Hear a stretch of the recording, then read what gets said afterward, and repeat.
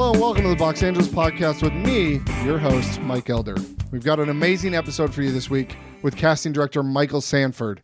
I was warned that Michael is one of the nicest people in casting, and he didn't disappoint. He was so sweet. This conversation was so thoughtful.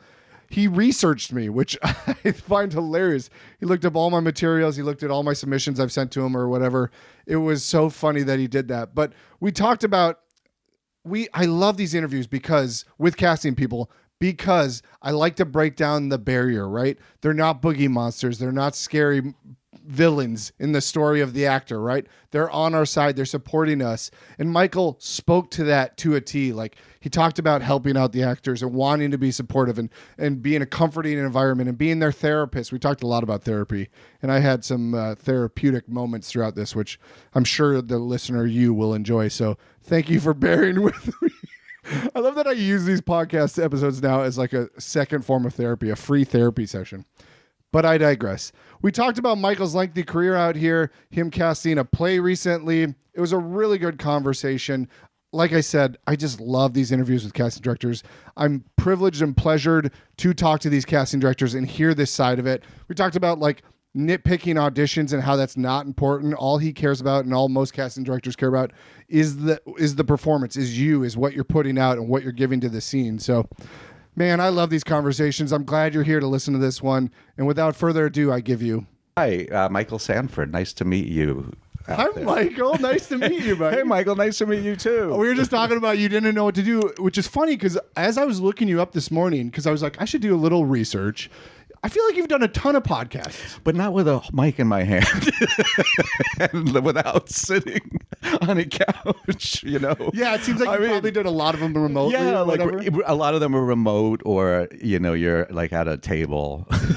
So, sure. But this is great. But I love that you have done a lot of podcasts. I try to interview casting directors. A lot of them don't reply. A lot of them politely decline. But I have had a lot of them on, and it seems like it's their first podcast. So I'm glad that you are putting this information out there so people can use it. So they know to get out of this crazy world business we're in. Yeah. They're just getting information, which I appreciate. No. That's why we do it. If one person could get something from it, then we did our job. I love that. That's very cool that you do that. Yeah. And I also noticed there's so many actor podcasts. When I saw how many you've done, I'm like, oh, there's so many that I don't even know about, which I love. Yeah, I think you said ubiquitous. Yeah, it is ubiquitous, very much so. In your first email. Do you do podcasts to pay it forward, or do you do it for the narcissist point, or do you just like hearing yourself talk? There's no narcissism in this. I don't like hearing myself talk. I don't like looking at myself or all of that. No, paying it forward is so cool. 100% of the reason why. You know, what's funny about that is I told my manager you were doing this, and they said you were one of the nicest casting directors in the game. Who's your manager? You might not even know her. Diane Pardo. She's Irish talent. Oh, I love them. Yeah, I was supposed to have lunch with her, and there's a partner, Sarah, like a while ago. Oh, crazy! That's very nice. Yeah, they're wonderful. I like What happened to lunch? I think it was like last year, and I had gotten COVID. I think that's why we had to cancel it. We should revisit it. We'll revisit it this year. They're really wonderful. Yeah, we should. Join us. Please. The four of us will go. I love that. I love that they knew right away, though. They're like, he's one of the nicest guys ever. And that's very nice. It's got to be nice to hear something like that. I try. I mean, we all have moments, but I'm trying to be a good person on this earth. I as best as I can while I'm here. You know? I think you say that come from a good spot, but I'm not sure everybody got into this business to be nice to you. You know what I mean? So it is. I think it is rare to. Yeah, I think a lot of it comes from just separating the business from the person, like just trying to be a better person, be a better human, and just someday this is all going to end.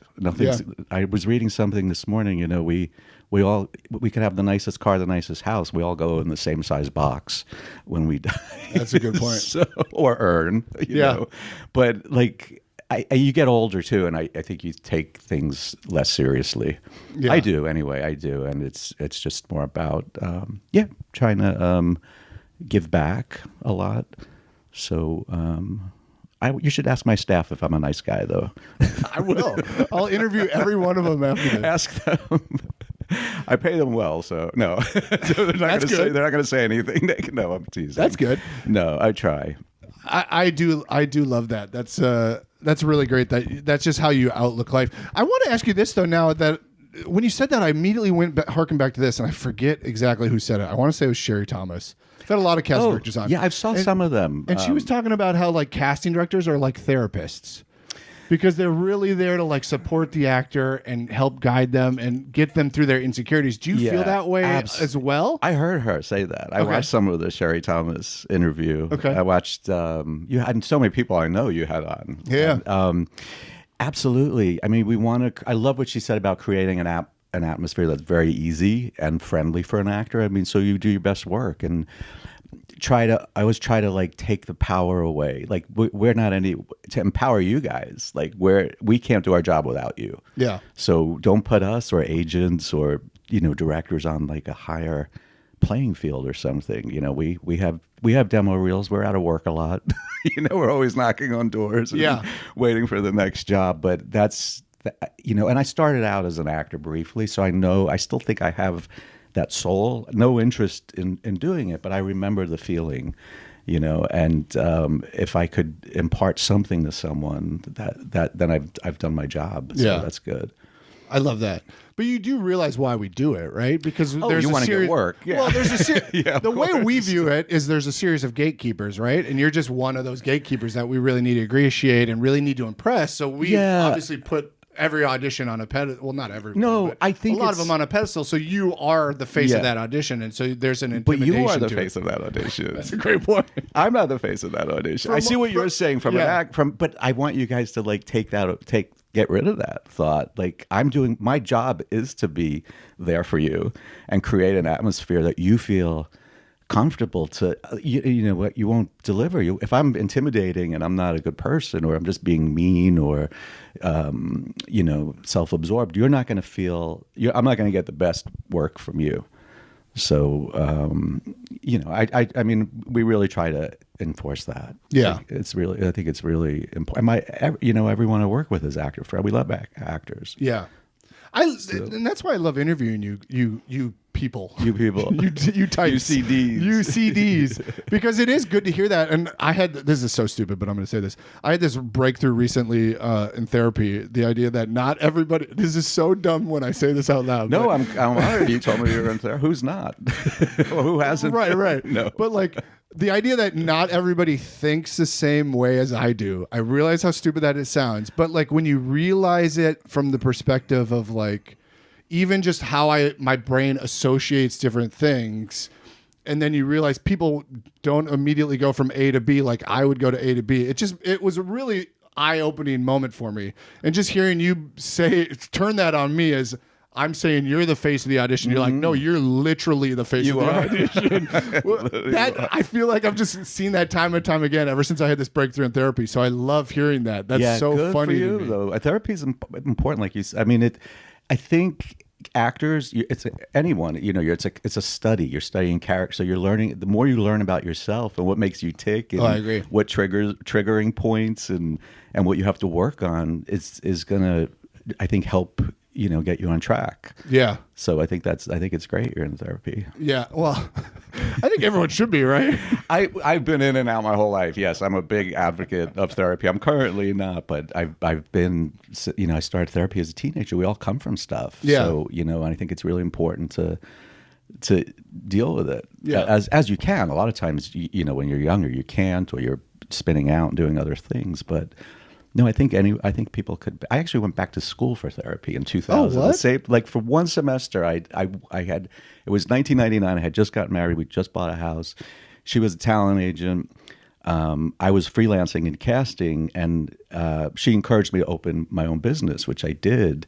Sorry, who's she? Oh, her name is Nancy Schmidt. She's out of the business. Oh, just like a colleague. She was my wife. Oh, got it. I missed the wife part. Got it. Okay. She's a friend now, but we're not married. Got it. But I was going to school. I went back to graduate school for a semester to learn. I'm fascinated by psychology. I was trying to get a master's, and I loved it. It was too much. It was so much work, though. Yeah. It was like 2 a.m. writing papers, and then on top of opening a business, I said, all right, I'll give the business a year, and if it doesn't work out, I'll go back to school for that. So I really am a big fan of. And that was the casting business? Yeah. Wow. So you had this moment where you could have broken right or left, and one was therapy and one was casting. And Yeah, well, you successfully ran casting, so you stuck that out. Yeah, I was very fortunate. Like I opened saying, because I was a young actor freelancing and casting, and then eventually I was segueing more into the casting. I was losing my own interest in the acting, and but I didn't know I was going to open my own business, and she encouraged me to do that because she said, "You look at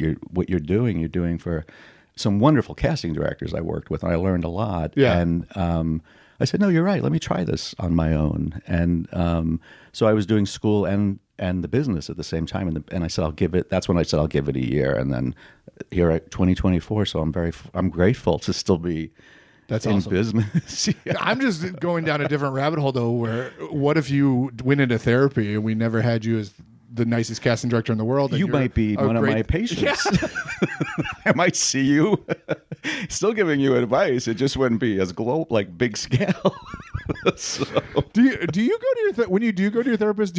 I'm an improviser, so I always want to hear them, and I'm always like, "Tell me about your weekend." Yeah, they a lot of them won't. They shut it down. But that's just my improviser nature. Do you do the same thing? Of course I did. Yeah, like I would try to find out about them, learn about them, and we're not supposed to though. A good therapist won't give that away. Yeah, it's a very specific relationship. Oh, I'm too personal. I just ask questions naturally, and I want to know more. Back to the idea of casting and being a therapist, though. Like you mentioned, you want to make the room comfortable and you want them to feel safe. How do you do that in a world full of self-tapes, though?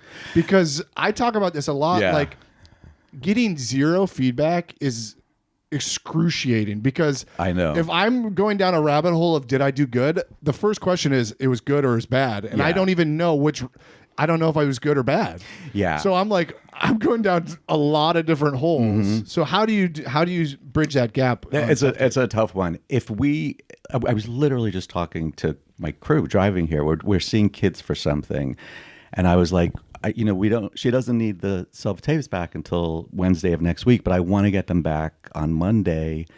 This way, if we need to redirect anyone, we could. So we she being the client, you said needs it Wednesday? Yeah, I'm sorry. Yeah, I keep saying she's, he's, and pronouns. Yeah. I'll guide you there. Client, thank you.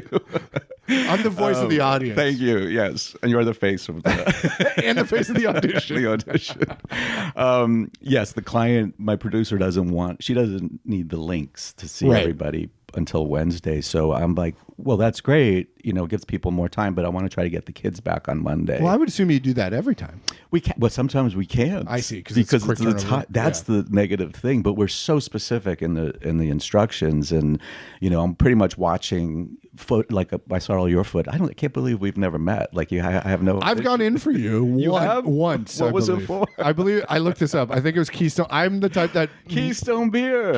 Oh yeah. I'm the type that logs all my auditions. Okay, and I've gone in for you once. Were you did you come in as one of the musicians? Do you remember? It was during 2021. It was April. No, it was I forget. A Timothy Kendall job. He's the director we work with. He's amazing. It's in my spreadsheet. I have it. I didn't. I looked for an audition history, but it didn't come up for some reason. Oh no! Yeah, we have audition histories. I looked on breakdowns, and I did my homework too. Dang it! Yeah, I saw your. I wonder if it didn't get submitted. That would be a tragedy. No, I have your video. It probably just didn't. I mean, if you were in on it, it got submitted. Okay, Don't worry about it. Okay, good. I'll find it. Okay, we'll find it though. Yeah. But wait, what? We just totally sidetracked. What we're talking about. We're talking about self-tapes. You need them in Wednesday. Self-tapes. You're taking them in Monday. We can't always redirect them, but we'll be very specific, and we really need to prep it right, to get the right. We'll take chances on new people. That's what we have to. We want to do that. Yeah. But a lot of times, if we could redirect, or as we're seeing some self-tapes, give notes to people who haven't self-taped yet. Hey, something we're just noticing. First reach out to the people that we want to adjust, and then put like a mass email out to the agents. How often do you do that? Like redirect self-tapes as much as we can on every job if I can. Ever got redirected on a self-tape? Yeah, I mean, I'll always send like, hey, can you have them do it again and leave their head in the shot? Yeah. Like, it's well, bad, not really. It's amateur stuff some like that. Stuff like that is annoying. Like you would think they'd check, but it's mostly for direction. Like I know, everything they're doing is great. Just have them go in tighter, internalize it more because they're in a tighter shot now. And so it's more technical stuff, not performance. No, it's more performance actually. Oh, yeah, it's both. I would say it's technical and performance. But if we're adjusting it it's usually performance. It's usually I wanted something different before I present it. Got it. To the client. But it's really hard. But can you give an example of that? Because what you just gave, I think, was technical. You were like head and shot and zoom in a bit. That was technical. Yeah. But like someone else, let's say I'm trying to think of something recently where we had copy. Okay, here's one. We just did a big CBS promo in New York, but the callbacks were live for that. I was in New York for that one, which was good. But the self-tapes weren't. And before I presented the self-tape, I wanted the person to do something different. So it was a grandmother role. And she just kept, she was wonderful. She had a lot of improv. We needed improv. Yeah. But the script got lost. Okay. It was all and so we tried to have her incorporate the script with her improv. Right. And then do 2 specific takes. Do one as scripted and then do one where, you're improving. Got it. So, and that happens a lot. I don't know. For us, it does. Okay. I mean, if we can do that, we'll do it. So, but I think it's really tough with commercials. Like on theatrical stuff, I mean, 70% of what we do are still commercials, voiceovers, videos, shorts. But like every once in a while, we'll do an independent film or we'll do something in television. I just did my first play. I've never cast a play before. Congrats. That was amazing. It was out here? It was it toured. It was all military veterans. Wow, last year in 2023. It was like such a fulfilling cool. experience. Yeah. And everyone had to have served. Like they had to be actors who served. And talking about PTSD and things they've gone through. Oh God, it was intense. Speaking of therapists, yeah. Well, we had when it ran, they had grief counselors at every performance. Wow. Yeah. It turned it for specifically the actors. For specifically the actors, not and the audience. Well, both. Really? Yeah, absolutely. Because because a lot of veterans came to see it. Oh, I bet. And just to make sure everyone was safe, and a lot of the actors part of the audition process was to talk about their experience in the military. Wow, very cool. So you just provided them, and then there was like a line to the therapist afterward? No, they were, if somebody needed them. Okay. And it played toward the country, so I didn't see every performance, but I knew they had grief counselors and therapists in the audience. That's crazy. I did it before I moved here. I was in a show in Minneapolis. It was like an Antigone version where her father kills her or whatever. Right. I did like 50 shows, and by the end I was like, this is fucking depressing. What am I doing? I mean, it's a lot of violent every night. I mean, imagine that. And I had such a small role too. It wasn't like I was Antigone and I had to. Right. It was crazy. But we were talking about self-tapes. Whenever we can, we'll adjust. I know we're all over the place. No, it's fine. We're good. Which is good. Yeah, self-tapes though,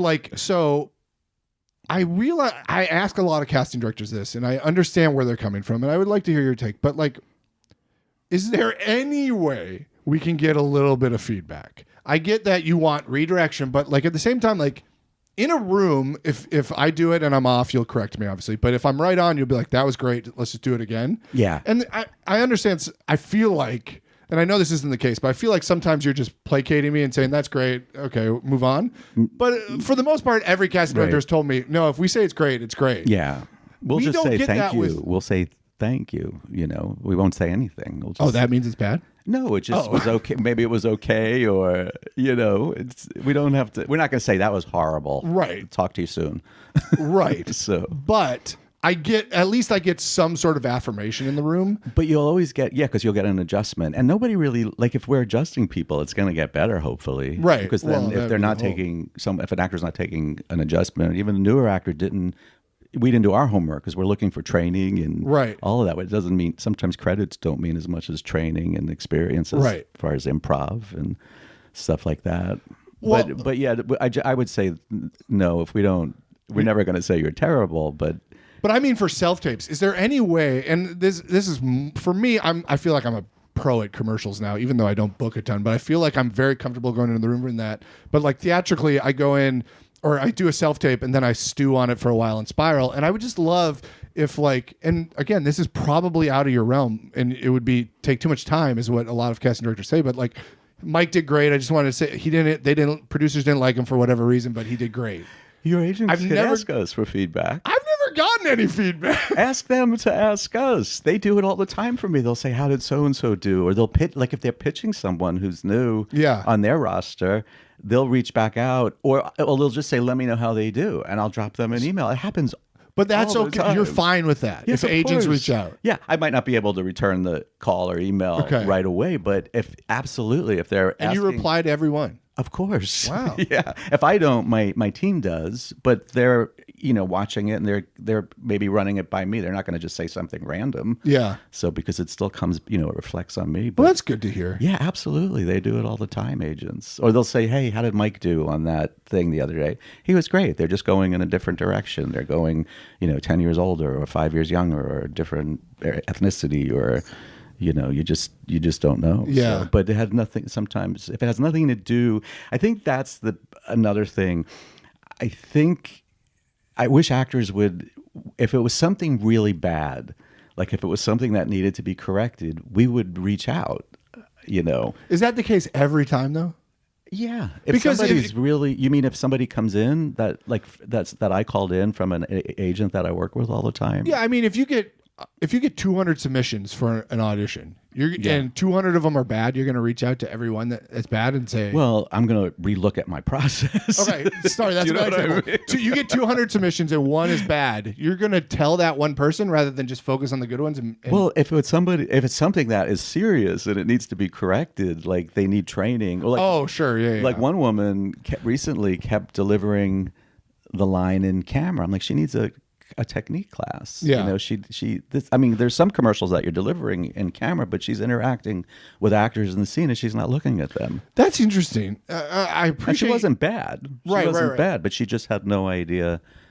She was performing for the camera. This is fascinating to me because, like, now at that point, I'm like, to me, how I would do it if I were you, I'd be like, okay, lost cause. I'm not going to bring her in for another 12 months type of thing. No, I mean, that goes back to humanity. Where everyone has a bad day. What if, everyone has you could be off. Like, it's not going to be that's going back to don't put so much pressure on yourselves. Yeah. That you have to come in and nail these things, All you need to do is do the work, make a decision, no matter what it is, commercial, theatrical, make some choices, come in. We'll always adjust you, or we'll adjust you on a self-tape by giving you a second take. Right. And it's generally pull it back, make it more subtle, let us see more of like you internalizing it more. It's always going to be less, generally speaking. It depends on what it is. But for a commercial, even, we'll give you like a note. And if we see a transition or an adjustment, you did your job. Yeah. You might not fit. You might not be what they're looking for. You might not match the kid that I'm trying to find a father for. Yeah, I think probably where I'm at, and I realize this is a completely selfish conversation now at this point. No, it's because okay. I'm not a therapist, but well, I was just gonna say I don't care about the girl that has bad eye contact because I would hope you're doing your due diligence with training. Where are we looking? I'm not looking anywhere. What's the difference? I always John Krasinski this and look at the camera like in the office. But, so that one's on you and that one's on me. Yeah, that's you. That's your specific, okay. And this is our wide. This is our wide. Okay. Nobody cares about me. Yes, of course they do. They don't. That's nice of you to say, but I've done this podcast enough to know nobody cares about me. But selfishly, like, I think I'm probably in the group that's in the middle, right? Like, what do you mean? I'm not. I don't think technically I'm fucking up my auditions. I think my lines, eye lines are good. I think my framing's good. Your footage was great for all of that. Yeah. So I don't think that's that. And I don't think I'm the guy that's wowing everybody with everyone and I'm getting 75% callback rate. I think I'm the guy that's in the middle that's just doing it right, but is just not the right fit. And so I guess that's probably hang tricky. On to that. That's a good place that's good because you're not beating yourself up and you're not taking it personal. But I am. Right? Oh, okay. That's not good. Wait, we should cut the cameras for a second. We should talk about this. Hold on. So my point was, I'm probably just not getting feedback because I'm in that middle portion that I'm delivering, but I'm not the right fit. So what are you going to say to me? You're not going to be like, you're not the right fit unless my agent is going out of the way to ask, right? Yeah. Or if I ran into an actor recently and said, I haven't seen you in 2 years. Did I do something? I'm like, no, maybe you haven't been right, or I haven't been working on projects that I could bring you in on, or there's always, but it had absolutely nothing to do with like the actor making a mistake from coming in the past or blowing an audition or anything like that. Yeah. Well, that's good to hear. But I think where I'm at in the middle. Back to you. I just think that I want to then I end up, this. because I don't get feedback on either side, I just sort of go back to that thing of like, was it good, bad? And then I stew down the bad side and I stew down the good side. And it's just like. You need to talk to your therapist about that. No, really, you do, because it's not, you're I don't mean that in a negative way. You're going into a very negative headspace. Well, and be clear. And people don't think about this. I've learned this as I've gotten older too, that people don't spend as much time thinking about this stuff about you. Like, 100%. No, we're all our own main characters. We're all our own critics, and we all do it. And it's like, I think what I always like, every casting office is going to be different. Every casting director, every agent, every director, producer. Most casting directors, though, I will say this, and I've heard some of them on your podcast. I work with others all the time. If they're actor friendly and supportive, and most of them I really find are, because I think the negative crazy ones from years ago, I used to read for some of them. A lot of them have gone out. Like people don't want to work with that anymore. Yeah. So I think, like I was saying before, if it was something that you really needed to correct, like I would reach out. Right.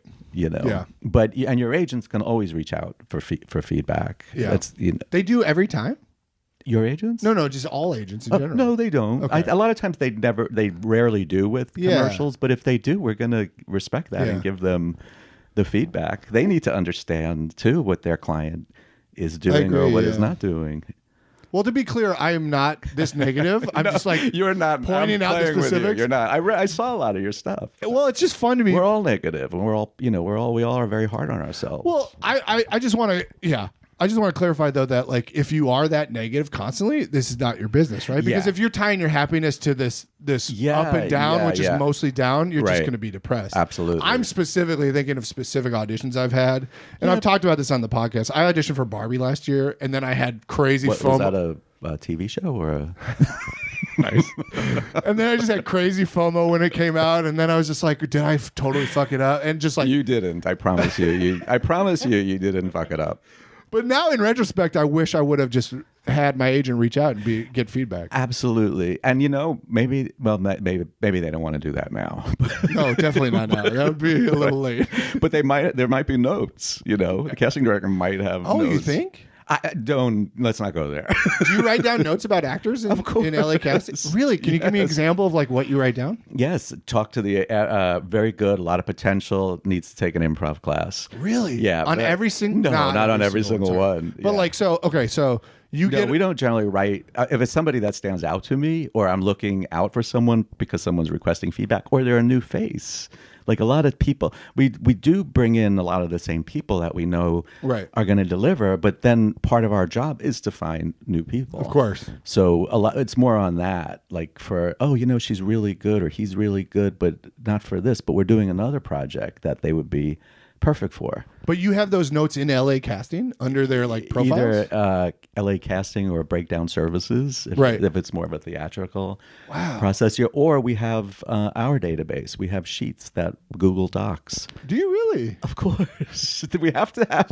I love that you say of course. I have no memory. I don't remember. Well, I have to refer back to this stuff. I was just going to say. I can't even remember your name. I think some people have a Rolodex I've found of just like, oh, I got this. Yeah, other people a lot of really people, are. There's a lot of stuff up track here. Of everything. But yeah, absolutely. And I'm also like I'm a Virgo. Everything has to be organized. Everything is, I have like, and the quarters have to be lined up. But these are, okay, so now we're going back to my therapy. The quarters and the nickels and the pennies have to be, no, it's not that bad. I'm with you though. I spreadsheet my audition. I don't have change anymore. I don't even keep change. Okay, I think I want to double click into this because I think actors will be curious. So who makes it into your spreadsheet and what triggers going into your spreadsheet? Well, that's a good question. I do a lot of like, I don't teach. I see you've been in for like, you've studied with some of the greats in town. I saw that but a lot of those schools will have a casting director come in. Like I'm not teaching, but I'll go in on like the fourth week. Oh, sure. Yeah. And they'll perform either a scene or commercial copy if it's a commercial workshop. We make notes on all of that. We document I just did something. I do something every year for Pace University. They were out here from New York, and Wendy Kurtzman, who runs that program, who's a casting director, has me go in and do a commercial workshop. So I get their headshots and I make notes and I get a copy of the link, like that I'm adjusting them. So if they're, let's say it's 5 years from now, they're being submitted and they make a note or the agent makes a note, did the workshop with you at pace, I have a way to look the person up. So the spreadsheet's mostly people you met outside of the standard casting process. Or new people. Okay. Yeah, or brand new people, or people like friends of friends that say, oh, will you look out for so-and-so? I mean, there's like different documents for each thing, but always new people that we're trying to just get to know. Got it. Yeah. And then the notes in LA Casting or Breakdowns Express, that is triggered by a lot of times that's from your agents too. Oh, okay. Yeah, we can make notes like we were here's an example of what we could put in there. Like we were doing a DirecTV campaign and the client didn't want anyone that was in for them in the last 2 years. Okay. So we were able to see that in the audition history. So I would put was in Got it. for DirecTV on these dates. One director, okay, here's a negative note. Director gave bad feedback on an actress in a commercial. Oh, interesting. And so we had to talk to the agent about making sure she gets into a class or wow, yeah. That comes back to you? Well, I mean, he didn't. I think he was doing me a service of like, Okay. there was nothing we did wrong. Everyone approved of her and they hired her at the callback, but they also gave more for her to do the day of. Yeah, and she wasn't prepared for that. Ooh, that's tricky. And it's not fair to her too, in a way. Yeah. So we just want to monitor to make sure she's training because that can happen. Yeah, they can throw something completely different at you. So do you just said you don't have the memory. So if I said like a category right now, you couldn't. But a few face. Do you have like a facial? Great with faces. So like if I said like a 40-year-old Hispanic woman, you already have like 5 people on the top of your mind. You come to mind first. That would be like where I would put you immediately. Just naming people you're looking at. If you're here, you're going to fit it because I can't remember. I would be able to think of people. That's so cool in that category. Yeah, and you run me through that process real quick because I love like sort of the behind the scenes, step by step, like real world situations. So like, if you submit a breakdown for a 40s Hispanic woman, how do you fill those slots? Do you immediately go to agents you like? Do you immediately go to the people you like? Do you have like a starred list that you start with? It's both. Like it really is a combination of all of that. 40s Hispanic, let's say for a commercial, right? Yeah. Because there's more volume. We'll be able to see more than if it was a feature. We'll get thousands of submissions. Yeah, like it's like 5,000. Well, it depends. On the category, and it depends on is it a union national network? Is it a non-union buyout? Like a lot of those factors will play in on how many submissions we get. Right. But let's say this is a full-on national network. So we'll probably get 5,000. Okay. And speaking Spanish, maybe less. But let's say just a Hispanic woman in her 40s, the first thing we would do is just like go through. We make agent lists, like our favorites. Okay. Let's say this is comedy and it's improv. I categorize all my like agents that I feel are good for that. So then I could filter through the 5,000 and go through those first. And then I'll go through like another list. Like we have our, there's like a commercial list. Then there's a Spanish speaking list. We have like New York, Chicago list, Atlanta, like if we're casting in those markets, agencies that we like to work with. So that brings it down. If it's union, I could filter by, who's in the union. And then, but a lot of times we try to, believe it or not, we will try to go through everything. We will try to get through all 5,000 of those. Yeah. If we have time, even if it's 100 a page. So that's where the headshot's important. What I'm seeing, people I know, so I do like an initial click on them, and something might jump out, like, oh, I've never seen this person before, so I'm going to click them. Then I bring it down to a couple of hundred. That's when I flip them over and start looking at resumes and reels, footage. I love footage, even on a commercial. Even if it's theatrical, I'd rather have theatrical footage because a lot of times in a commercial, you're part of a group of 4 or 5 actors not saying anything, and you're reacting very well. But I want to see how you you move and walk and talk and you become a character. So it just helps. It helps the headshot come to life. Yeah. To see footage of someone that I don't know. Got it. So, and then from those, we'll either call them in or we'll have them self-tape. And wait, hold on real quick. Let me double click on a couple things. The agency list. The agency list. Do you favor bigger agencies, No. or do you have no preference on agency? It's just what agencies are good at. I just know, like, I trust. Like, if an agent says to me, like, if I call 2 agents and I say to one, send me a couple of guys mid 30s, yeah, sure. early 40s, late 30s, late 30s. Okay, if I'm being honest, you're a young guy, but you can still play mid 30s. Thank you. Mid 30s, comedic, great with improv.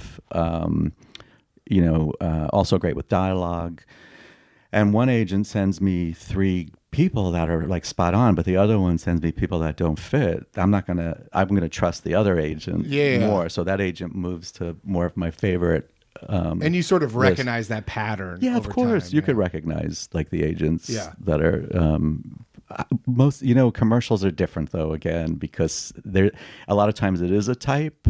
So, but if we're not connecting and getting on the same page of what my director or client is looking for, because there's a lot that goes into these things. Yeah. There's like Zooms and conference calls with clients to make sure, and it's never going to be about the actor in a commercial. No. It's the product. Yeah. It's always going to be about the product, but it's how you guys support that. Right. So, but that's how we have relationships with agents. Makes sense. And then some of them just have amazing people on their roster. They have really good taste. They know how to, there's some agents in town agencies that like go scouting, at like the different improv clubs or like 3 Arts the or schools. Yeah, 3 Arts is a big one for comedians, I think. And so then when you get all those, you get 5,000 submissions, you go down through your favorites. And do you usually, with your favorites and your agent filters and everything, do you usually fill up the number you're looking for, or then there's extra chafe, like 20 spots or whatever, and that's when you start going into the 5,000 submissions? No, we try. You said you try to go through 5,000 every time, but I assume you whittle that down immediately and give the 80 or whatever spots to your favorite agents, your favorite people. No. Really? God, that is crazy to me. I'm a geek. I mean, this is crazy, but no, I will try to go through everything first. Wow. You go through the 5,000 first, I'll try. and then go to your favorites. I'll go through a good amount of the 5,000, a couple of thousand, maybe send out one schedule, and then I have the other 3,000 to look at for the next day. And you do your favorites after that? No, I do my favorites as I prep. Yeah. Oh, yeah. Oh, I see what you're asking me. Yeah. As I'm prepping, I go right to the agencies that I know are good. They have the people I want. They have, I'm looking for bilingual speakers with that character we talked about. So I need to know that she speaks Spanish fluently, and then I'll look at the people I don't know, I don't have relationships with. Does your favorite list usually fill up like 50% of the spots, or like No, it doesn't. Significantly less or significantly more? It's hard to say. Okay. It's really hard to say, but there's always going to be room. Like, I'll make room. Like, I might find somebody who is in an agency I've never worked with, or at this point we pretty much know all the agencies. Yeah, that's crazy. So I know, and so it is, but it's. And I have to say, most of them are really, really good. Yeah. So, but. It's more of an actor that I don't know. Got it. So I'll say, you know what, maybe I won't see Mike for this one. He's great and everything else, but I want to try this new person. Yeah. And when they're new, that's when you double click into them and say, this is their footage, this is their training. Look at everything. Okay. So when you take the submissions, or when you send them out and then you take the self-tapes or whatever, I always ask this question, but I realize it varies. It's based on time, right? How much time you have to see how many people you have. Say the question again. How many self-tapes you ask for is based on how much time you have, right? You don't always ask for 100 self-tapes. You might ask for 150 if you have more time, or you might ask for 200 if you have more time. It's all time contingent. If I have to have something by tomorrow to the client, I'm not going to have time to watch 200 tapes. But if I'm not finding what I need, I have to put more out. Okay. So when you take those tapes in, are you watching the entirety of every audition entire tape? So each take? Each take. Really? Yeah. Or I will fast forward. Seems so mind-numbing to me, honestly. I mean, part of me thinks I'd be a really good casting director, and then I hear that, and I'm like, there's no way I'm watching the entire tape of 200 tapes. But you don't know what's going to happen on the third take or something. I might not make it through the first take, but I'll fast forward it. I'll go to the end of the chapter. That makes more sense to me. Absolutely. Yeah, or if I see what I like in the first take, I don't have to hear the whole. Let's say it's a pharmaceutical monologue that's pages and pages, and I'm like, wow, they've got this. This is great, but I want to see if they took the adjustment on the third take to make it more conversational and less spokesperson-y or something. So then I'll say, he did it. That's great. I'll mark him. I'll click on him. Got it. How many? Do you have a standard callback number? No, that's the director. That's also time as well? Yeah. You mean like how many people for callbacks? How many bring back to a callback? We don't. There's another thing. It's not really us who makes the callback decisions. It's always going to be for a commercial, it's always going to be the ad agency and the director. So sometimes we'll get the ad agency picks and the director picks before they even see each other's picks. Like if we have a relationship, let's say with an ad agency, they'll be sending me their selects, or a relationship with a director. But where we can help is like if you have certain relationships, like I have wonderful relationships with a lot of the directors I work with, and they're like, what do you recommend? Right. Who do you want me to really focus on this link? There's 100 actors on here. Who are like the top 20 you want me to look at? Yeah. But I'm making that decision not because who my favorite actors are, who I really like, but what he needs. Director likes, yeah. Yeah, what they need for the commercial, Sure. what he's looking for, what she's looking for that spot. But let's say you take 200 self-tapes. Uh-huh. You don't send over 200 to them. No. Do you have a number you whittle it down to, like half or just whatever's good? Whatever's good. Okay. Yeah. And if it's too much for them to go through, they'll say, look, we can't go through 20, these. Give me the ones that you like. Is it true? I heard this from a session director, I think. A session director, the person filming the auditions. And a lot of those guys are actors. They're really good. Right. Yeah. And this person told me that they put the people at the top are the best ones, and they like organize it as they go. Is that still true, or is that never true, or was it just one person? I don't do that. I mean, I almost sometimes don't want to put the people at the top. I want maybe like ease into it, and it's all subjective. It's like who I think is going to be great, they might not think. Right. And sometimes that you have like your 3 top people at the top and then everyone else is mediocre. It's like, so no, I try not to. You try not to mess with the order. No. Your people don't either? No. Okay. No, I send the links personally. Like they'll send me everything. Well, I even mean from them to you. Oh, what do you mean? Like the session director organizes them, and then they don't need to. Okay. No, they don't have to do that. I never. And if they do, it doesn't matter. I'm still going to watch everything, and then I could always reorder it. Yeah. If you're watching everything, it doesn't matter. I'm going to see it. I see everything that goes out. I have to. But is there an order to say callback times? Like if it's an in-person callback time, do you put your strongest couple up front? No, that's usually told to us. Like if they want to match people, like the director's going to have picks and the agency's going to have picks. Some directors will say to me, schedule the agency picks first so I could work with them and get into my groove before my favorite people come in. Some directors will be like, you know what, put my people up front because I know in my head what I really want to do with them, and then I could work with these other people that I didn't call back. Right. And they could change the director's mind. An actor that comes in, and so it's so everything is so different. There's not a formula. I know. I was just going to say we want it to be formulaic, and never it's going not. to be. Everything's always different. Nothing in our business. I recall though. I think it was Allison Horn. You must know Allison Horn. I think I want to say she, and maybe I'm making this up, so I apologize, Allison. She's not watching, but she was on here, right? Yeah. And Ross. She said, She said, I thought she said that she usually put, or maybe it was Ross. They try to front load a couple good ones on callbacks so that it like warms them up good. At the beginning of the session?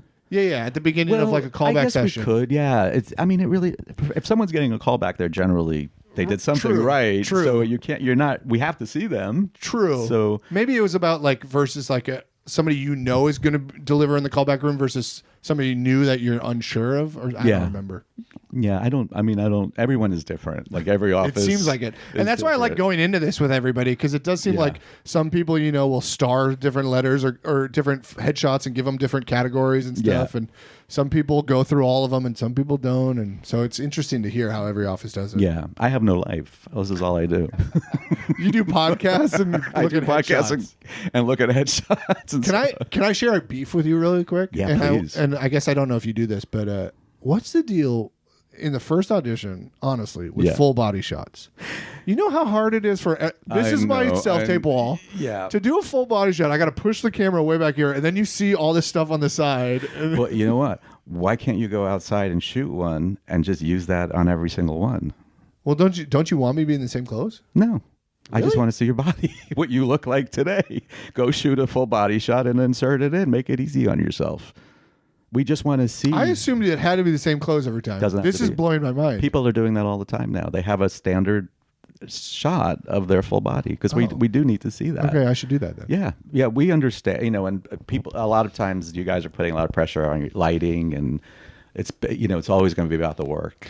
I will tell you what, though. Let me give you some good feedback on this, and this isn't feedback to you particularly, but I don't think us actors are putting pressure on that. I talked to Jessica Sherman by any chance. Yes, she does a great podcast. I love her. I've talked to her about this. We've grown kind of close.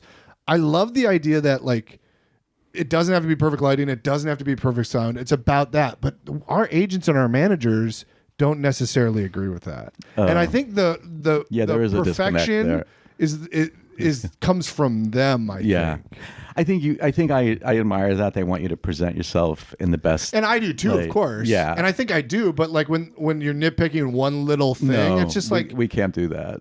I don't want to go recreate this thing because I stuttered one word at the end of a 5-page monologue. And you should never have to do that. I agree. Even in person. You should never have to do that. You shouldn't even have to perform these things like monologues. It's when actors screw up in the middle of it in person. They're like, oh, can I do that again? They stop themselves. I think it's great. I think it's a gift. And I'm like, why would you, we have to do it again. But just fumble, say shit, and then come back into it. I agree, yeah. It's okay. It's human. You're going to shoot that over 8 hours.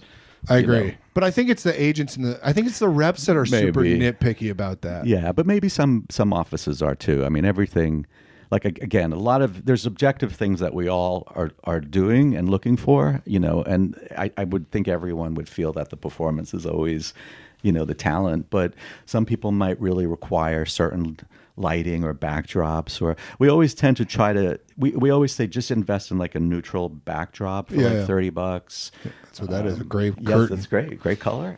Yeah, brings out my eyes. It does bring out your eyes. Very nice. It's not wide enough though. I nitpick on this. It's not wide enough. When I zoom out a little bit, you see the sides. I'm like, oh. That's okay though. But I know it is okay. I know it is. You guys are doing a lot for us already by self-taping. I mean, we're saving you what, $2,500? How much you pay for rent? Well, every place is different, but I love that you ask me. What's your rent? It's $10,000 a day.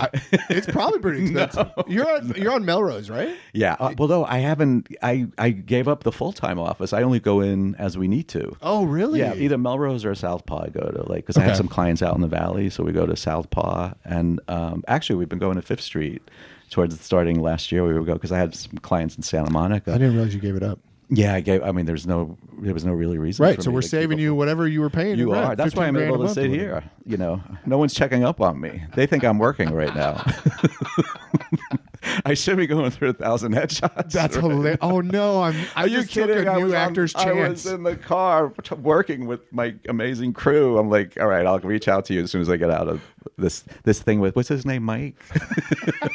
This is a weirdo. No, this is great. God, that's so interesting though. I love that. But I do, back to that point though. I do think it's the agents and the reps that are more particular about that. You guys don't care. You guys just see through it. And but do you? I mean, you don't want to have you be in your kitchen and you have your grandmother in the back cooking pasta because we're going to focus on that. But do you find that the clients often don't you have I think every casting director has a creative imagination, so you can see me on that gray screen with, even if the sound's not perfect, even the lighting's not perfect, you can see me in the commercial. Yeah. Do you think the creatives, the agency and things also have that vision? I do. I think they don't get enough credit. Yeah. Really? Yeah, I do. On that. Yeah. Well, the directors definitely, Directors are definitely, different. without a doubt. Yeah, agencies have become. It's going to depend. You're going to have some really old school agency people that aren't going to be able to see beyond certain things. But overall, yeah, they're looking at. They're not looking at a lot of that. They're looking at you and how you're going to fit in their commercial and how you are going to help sell their product. Can you do it? Right. Oh, you know what? We like him, but we couldn't tell because the lighting was a little funky, or his, that background was just too distracting. But let's bring him back. Yeah. And work with him. So yeah, there's. I think agencies get a bad rap historically. The ad agencies? Yeah, I think they do too. I think a lot, and they're working at it's their client who they're following the rules of their client. So it has nothing to do with them as people. They're doing their job a lot of the time. So otherwise, I know things really could come back down on them. But we work with agencies that reach out to us directly, and they're very creative, and they could see beyond these things. Yeah. So I don't think we're very lucky right now because I would say that 90% of the people we work with are. There's always going to be a new person. Maybe we don't click, but. I don't find that negative. What happened? Where did we go? No, I'm just looking, just checking. I didn't mean to distract you. Are you looking? You know what's so funny is in my old. I see the future right there. No, I don't even look at those. I was looking at the time, honestly, because this is cruised. I thought these were 15 minutes. You had like 15 minutes posted. Did I really? Like I was watching some people, and it was like those were probably just excerpts. Oh, clips. Yeah. No, I knew it was going to be. I'm like, what are you doing? Quit messing with me. I'm going to have to take this whole thing to therapy and be like, Michael was confusing me. It's recorded now. I'm going to be sued. I used to, at my old setup, I had a different setup. You probably saw some of those clips. And I had a laptop that I would look at for stuff. And like, it was to the right. And every time I looked over, the guest would be like, what, did we break something? And I'm like, no, I'm just making sure everything's fine. Oh, I didn't see that. I saw you at the table though, with like, the table had a Sherry computer Thomas behind it. Yep. And the computer. Yeah, there's a computer there that I would look at, and people would always be self-conscious when I looked sure at if you it. had a tick where like this.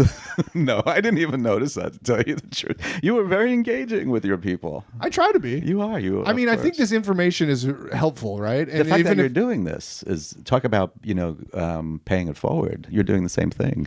Well, sure, but this is very. I mean, are you doing this is a very selfish. Partly, let's be. This is a very selfish endeavor, is it not? I mean, sure, I'm broadcasting it, but I'm also getting a general meeting with a casting director now for an hour. Is this what this is? Well, it is, right? It's a version of it. It is. I'm not naive to not realize that, but it's. No, are you kidding? You were new for me. I researched the hell out of you. Oh, that's great. Yeah, I watched all your footage. And do you have any notes? Yes. Oh, give them to me. Maybe med school. No, I don't. You did something with my friend Jen, the redhead. What was that? Oh, Dollar Shave Club. Yes, Dollar Shave Club was good. Then what was the one about the... we did some really funny ones. The sexual one, the drug or the... Oh, that was just this comedy sketch. That was hysterical. Oh, thanks. My friend Carrie wrote... We were doing a little web series last year. We needed mascots. I didn't see. And you... Dude. I see you're a mascot, too.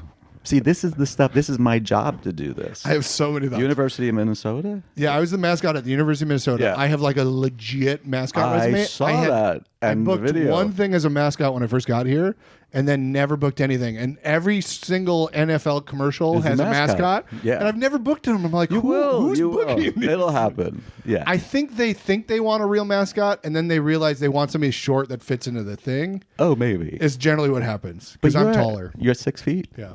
So you memorized it all. Wow. But seriously, do you have any notes? Because I would love, I would love to. Not what I watched. What I watched were finished pieces. Yeah. And you were very funny and you were engaging, and your podcasts are great. You're very personable. You have a great voice too. I mean, maybe he's trying to get into voiceover. I do. I've done a lot of I'm voiceovers sure you have. recently. No, you have a good. But I don't think I'm good at it. You are good at it. Well, I think I'm good at just naturally talking, but then when I get in, that's what you want to do. But I don't think I do that when I get in a voiceover. I'm like, hello. Yeah, you go into a bedroom, Bob. Don't do it, Bob. He sounds hot. I'm into bedroom, Bob. Don't do it. That's really funny. Do you do general meetings with actors ever? It's so hard. It's usually what people don't understand is like.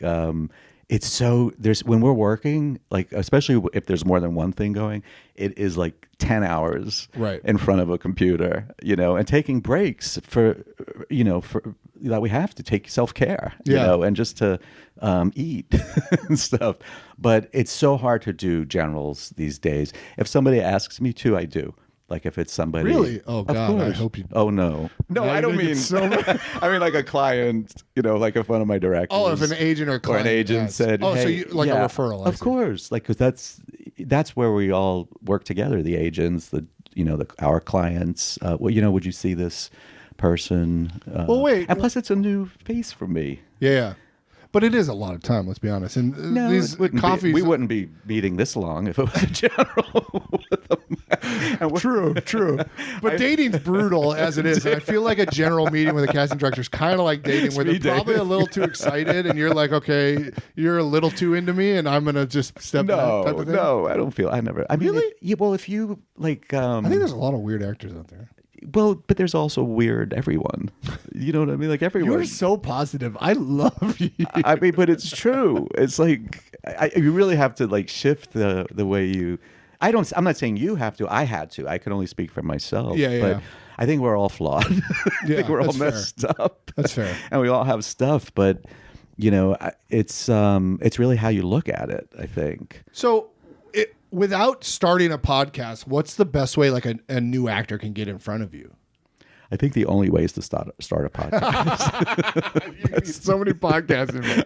That's how I mean. But like, do you want people to like send you clips? Yes, we have an actor email address. Oh, okay. Yeah. What is that? msanfordcasting@gmail.com. You just want like submissions or like new videos or just saying hi? Saying hi, all that stuff. Oh, interesting. Yeah. And you go through that or your team goes through that? Both. Yeah, both. And if it's something they're going through that I should see, they'll send it to me. Oh, that's amazing. Yeah, like, oh, you met this person at Pace or like at one of the commercial workshops. Yeah. And they forward it to me. Of course. I love that. That's super cool. I love that you're like making it an open dialogue and an open forum and giving people an opportunity. Because like I said, actors I won't put my phone number in. Well, I will. You can. I do think a lot of actors, and even me, I've been here 10 years. I was going to ask you that. I've yet to break through, and like I'm doing all the right stuff. I'm getting opportunities, and it's just a slog. But like I think a lot of actors see.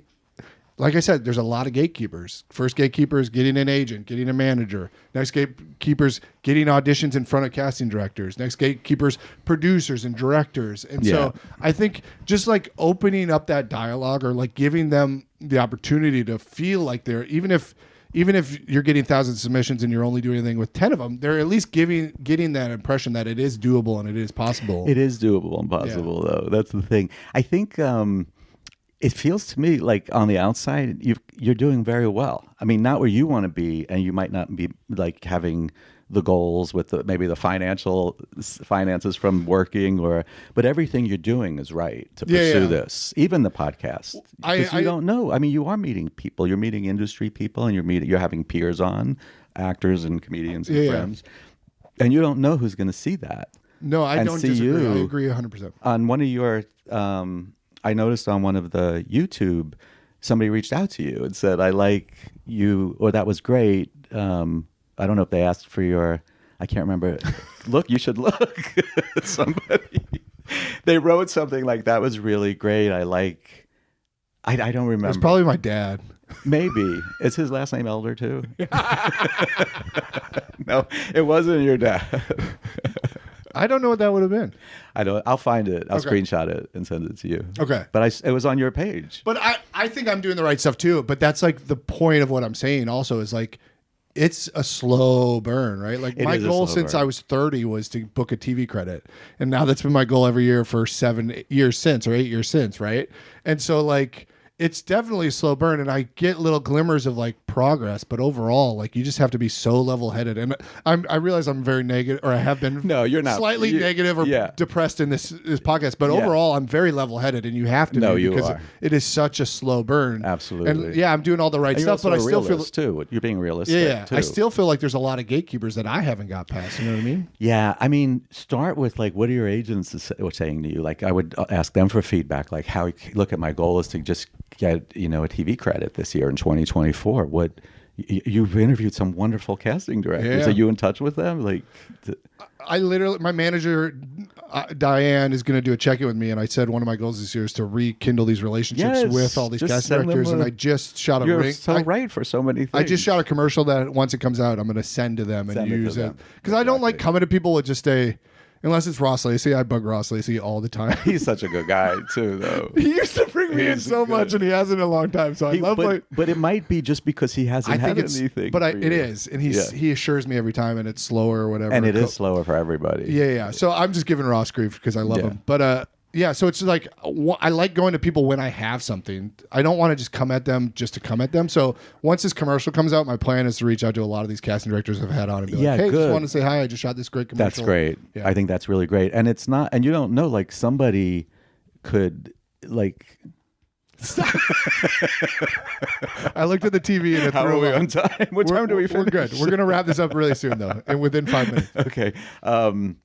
Reaching out to casting is good, you said? Yeah, like you might trigger something that I'm working on. I remember one time. Here's an example. That's why I reach out to Ross. Studios, exactly, and he stays very busy in that world. So I also reached out to Chatterin, who's on I love him. Melrose. Yeah, we used to work he's a great guy. I shouldn't throw him under the bus, but he did my podcast and then asked me not to release it because he thought he said too much. Oh, I'm now wondering if I am. Back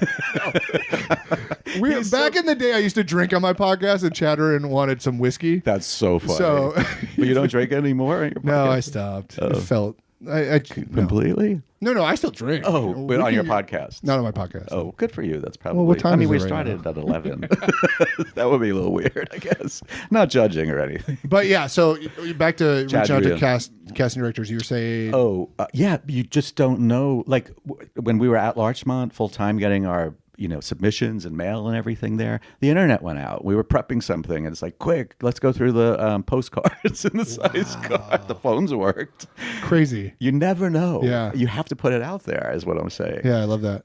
Let me ask you financially a question. And this isn't financially, but I'm always curious. Like for me, like I like measuring stuff with numbers. I'm a data guy. Like how many auditions did I get this month? How many did I get this year? How many things did you cast last year? Do you know in a ballpark? Wow. No. You don't even have like it's thousands or no, hundreds? It's not thousands. Hundreds? Maybe 100, like a combination of everything. Was that like a good year for you? Or do you know what is like a normal? I think last year was a pretty good year. Yeah. Last year was a weird year. Like with the strike and stuff. Yeah, absolutely. It didn't really, we were lucky on the commercial side of it because it really didn't affect that. But we were on a film project that got shut. It's coming back now, but it really got shut down. So that, we were gaining so much momentum and stuff. So, isn't that funny? I've asked a lot of actors about that. Like, how do you restart the momentum? I feel like I had momentum before the strike. I had momentum before COVID. Yeah. You just regroup and you start all over again. We started meeting again. We're trying to now get a lot of what I do are independents. They're not studio movies. So it's always contingent on if you get like one name, then everything else kind of flows in. And we had that, but then the strike happened. So now it's just, the good news is people are looking for work right now. So we're getting people that are being presented to us that weren't available before the during the strike, before the strike, I should say. How much of those 100 did you have to go earn, and how much were returning clients? I would say that 70% were returning. That's good. And 30% were like, really, I've been, we go through, I'm going to do this for as long, I love what I do, so I'll keep doing it for as long as I could. When it stops, it's just time to move on. Oh, interesting. There's nothing, what am I going to do about that? Like, you just go down with the ship. You don't try to swim away at all. I'm too, like, I've been doing this for a long time. I hope I could continue to do it. I really like it, but that's where there's certain things that are beyond my control. That doesn't mean I'm going to be passive and not try to. Right. But we had like 30% new business, which I was blown away. Like the play, I never thought I would do a play. Yeah. That came about because we do a lot of work with veterans, and PSAs and commercials. And an actress friend recommended me to this crew. Yeah. And that was like a whole new experience for me. So most of those news, are they referrals from people you know? Or a lot of times they're referrals. Does an agency just put out like a they're usually a name. I got your name from somebody, or so-and-so recommended you, or we met 10 years. And that's what I'm so bad at, like I have to go look through my email histories. Did we meet? Yeah. But a lot of times it's referral. Like people recommend us to people, and then if you do a good job, like, or you connect with them as humans too. That's the other thing I always tell actors: you want to be. There's one example I want to give you in a callback situation. Very late at night, director named Mark Pellington, who's amazing. I owe him a lot, but he did Arlington Road. Remember that movie? Mm-hmm. Mothman Prophecies. Recently, he did. What was the one? Last Word, I think it was. But he did the Jeremy video. Okay. So he does everything. But we were at a Callback for Budweiser. This was about 10 years ago, and it was like midnight, and we're all in the studio. Were you here when there was the Casting Underground on Ivar? No, I think it was before your time, yeah. And it was hot down there. It's an old bank. We were down in the dungeon, and he's like, so there's two guys, and he's like, okay, we're down to these two. They're both really good actors. They both fit the part. Who's the nicer guy? Who are we going to want to hang out with for 3 days on a set? So that's sometimes what it boils down to. Yeah. I love hearing that because I always think that's my superpower. Or it like is your superpower. Or, that's good or my intangible or whatever, I guess would be the word. Absolutely. That's interesting. You mentioned that you owe that director a lot. Because my last question for the day is, who took a chance on you? Like, I think that's very important that people in this industry take a chance on other people. Yeah. So wow. Did anyone I've ever had so many people take chances. Who comes to mind? Tell us about them and what they did for you. Could it be another casting director? Yeah, of course. All these directors I mentioned, Tim Kendall, Mark Pellington, Shane Valdez. I feel like I have to name them all. This is not an producers. Oscar speech. I want to thank my mom. God. Yes, definitely. I would say another casting director, Heidi Levitt. Okay. Do you know Heidi? No, but I saw her on your thing. Yeah, she helped me get into films, feature films, and I learned a lot from her. Like I really learned theatrical casting through her, and we met on a Mark Pellington movie, and she was doing the principals, like attaching the names, and Mark knew I wanted to get into features. This was about 11 years ago. And he said, "Would you hire my commercial guy?" And she knew we knew who each other is and everything, so we did, and we worked very well together. And then she brought me on for some other projects too, and I learned a lot. One of them was the art. Next one was The Artist, which changed everything. Like I didn't know what CSA meant back then. That's funny. She's like, "You got to join CSA," and so that was fascinating too. So Heidi, Mark, like all the people I mentioned, but I'm always meeting new people too. Like there's this woman I'm working with lately a lot named Gina. I'm very grateful for her. She's such a wonderful human, and she goes to also different genres. And you could ask me this in 6 months, and it'll be someone That's great. New. Yeah, that's really awesome. I think maybe I'm wrong. I think sometimes it just takes one person to be that person to reach down and pull you up. I could think of something. When I opened back in do we have time though? Yeah, go for it. Back when I opened in 2000, this company, 2 weeks after I opened, we had a 6-month commercial strike. I had just gone through everything I said, opening the business, getting married, buying a house, all of that. And I went back to waiting tables and bartending. Oh, wow. Yeah. And then when the strike ended, I had a demo reel, and I was knocking on production company doors in Santa Monica.